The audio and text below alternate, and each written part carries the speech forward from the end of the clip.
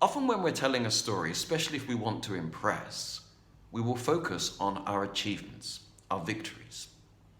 But actually, good storytelling requires us to talk about our failures as well. Look, what I mean is this. Look at classic storytelling, the story of perhaps a young farm boy who overcomes the great enemy and saves the world. The story goes from the humble beginnings to the great victory, but on the way, that hero has to face a number of tests, and they will often fail. And in doing so, they learn many lessons.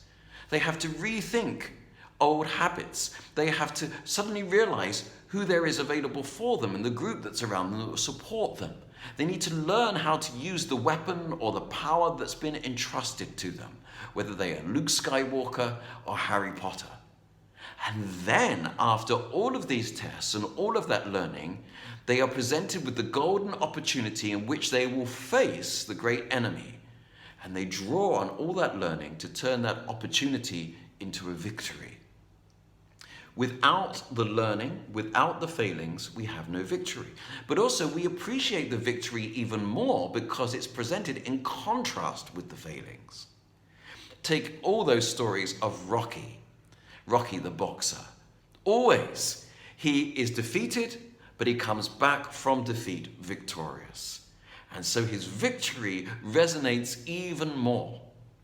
So not only do the failings help to create the drama of the story, but they also help to humanize your story and give you credibility. Nobody suddenly comes up with the perfect solution out of nowhere. There have been many lessons, a lot of observations, and lots of trials and tests that eventually lead you to the place of inspiration. Let's say you have a great product. Let's say it's a miracle super suction vacuum cleaner. Well, you have to tell us about how you got to the point of developing this. What were the failings? What did you try first? And then when did you get your moment of inspiration? When did you see the light at the end of the tunnel that enabled you to be able to create the product that you have now?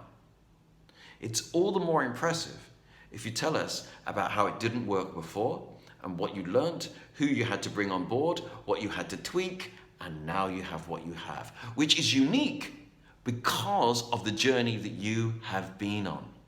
Think about it. Failings are all part of a great narrative. So don't dismiss your failures and mistakes. Look for the ones that were significant, where you had your great learning. And in step by step, we look at how to put a story into 4 steps, a 4-step narrative based on the common narrative structure that we find perhaps in a narrative arc as the hero's journey.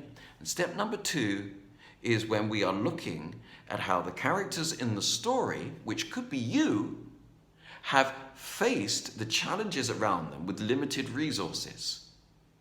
The learning that happened, preparing them for step 3, which is when they reach the golden opportunity and are able to make the most of the potential of the opportunity because of what they've learned through their mistakes and failings.